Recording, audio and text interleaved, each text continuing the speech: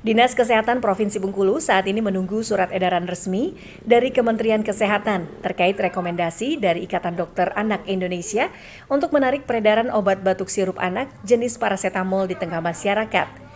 Hal ini karena berdasarkan rekomendasi Ikatan Dokter Anak tersebut, sirup obat batuk dan flu pada anak itu dapat menyebabkan gagal ginjal akut. Apalagi kasus itu sudah terjadi di sejumlah wilayah di Indonesia. Kepala Dinas Kesehatan Provinsi Bengkulu, Herwan Antoni menyebut, pihaknya belum bisa berbuat banyak, pasalnya hingga saat ini, sampel obat tersebut masih dikaji Kemenkes dan BPOM. Dapatkan ini ya, surat resminya dari Kementerian Kesehatan yang terkait dengan adanya rekomendasi tersebut.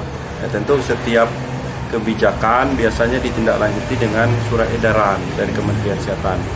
Ya, imbauan tersebut ya tentu harus kita sikapi ya, itu menjadi salah satu rekomendasi ya dari IDAI ya terhadap adanya gangguan ya terjadi ya gangguan ginjal ya pada anak-anak.